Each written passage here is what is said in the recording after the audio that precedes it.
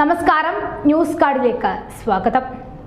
കാട്ടാനയും കടുവയും കാട്ടുപന്നിയും കാട്ടുപോത്തും മാത്രമല്ല, മലയണ്ണാൻ വരെ കാടിറങ്ങി വന്ന മനുഷ്യന്മാരെ ആക്രമിക്കുന്ന നാടായിരിക്കുകയാണിപ്പോൾ വയനാട്.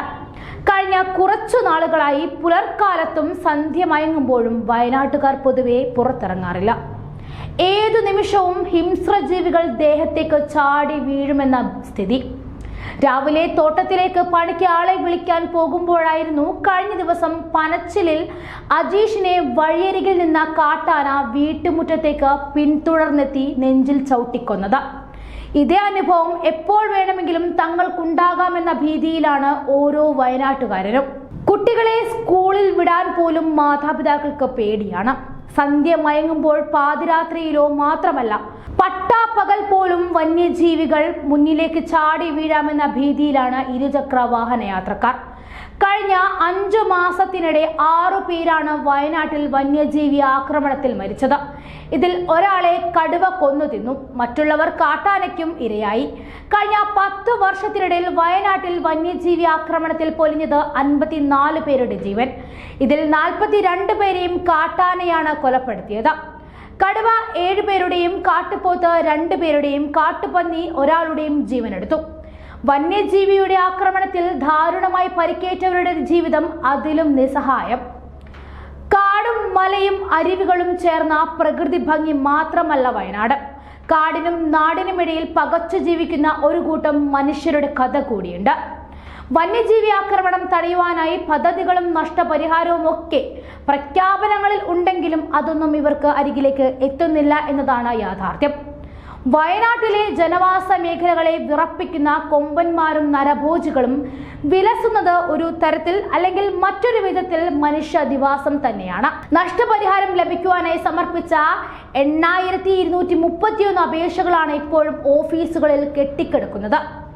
ഇതിൽ വയനാട്ടിൽ നിന്നും മാത്രം 2000-ൽ അധികം അപേക്ഷകളാണ് തീർപ്പാക്കാനുള്ളത്. കൃഷിനാശവും രൂക്ഷം തന്നെ. 15% കൃഷി വിളകളാണ് ഇവിടെ നശിപ്പിക്കപ്പെട്ടത്. ആക്രമണത്തിൽ 2ാം സ്ഥാനത്തുള്ളത് തെക്കൻ വനം വകുപ്പിന്റെ കീഴിലുള്ള പ്രദേശങ്ങളാണ്. ഏകദേശം 30-ലധികം പേരാണ് ഇവിടെ വന്യജീവികളുടെ ആക്രമണത്തിന് ഇരയായത്. കാർഷിക വിള നശിപ്പിച്ചതുമായി ബന്ധപ്പെട്ട് 1252 കേസുകളാണ് ഇവിടെ റിപ്പോർട്ട് ചെയ്തത്.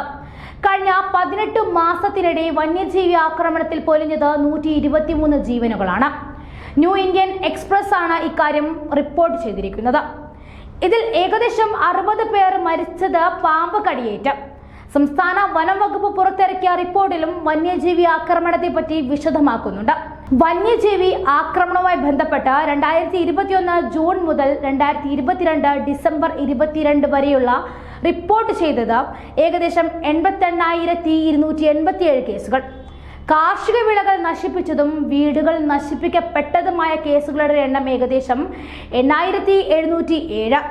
ഏറ്റവും കൂടുതൽ വന്യജീവി ആക്രമണങ്ങൾ നടന്നത് കിഴക്കൻ വനം വകുപ്പിന് കീഴിലുള്ള പാലക്കാട്, നിലമ്പൂർ, മണ്ണാർക്കാട്, നെന്മാറ എന്നീ സ്ഥലങ്ങളിൽ. ഏകദേശം 43 പേരായിരുന്നു ഇവിടെ വന്യജീവിയുടെ ആക്രമണത്തിന് ഇരയായത്. ഈ റിപ്പോർട്ടുകളെല്ലാം തകർക്കുന്ന സ്ഥിതിയിലേക്കാണ് ഈ 2023-24 കാലം കടന്നിരിക്കുന്നത്. കഴിഞ്ഞ ആഴ്ച വരെ കരടി ഇറങ്ങി പേടിപ്പിച്ചെങ്കിൽ ഇന്ന് ആനയും കടുവയും ഇറങ്ങി.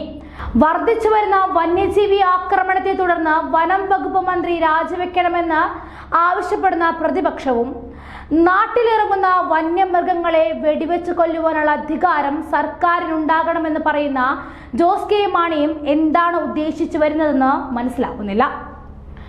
മനുഷ്യൻ കാട് കയറിയപ്പോൾ മൃഗങ്ങൾ നാടിറങ്ങി. അവരുടെ സ്വൈര്യ ജീവിതത്തെ എന്ന് മനുഷ്യൻ നശിപ്പിച്ചോ അന്ന് തുടങ്ങി നമ്മുടെ എല്ലാവരുടെയും കൗണ്ട് ഡൗൺ.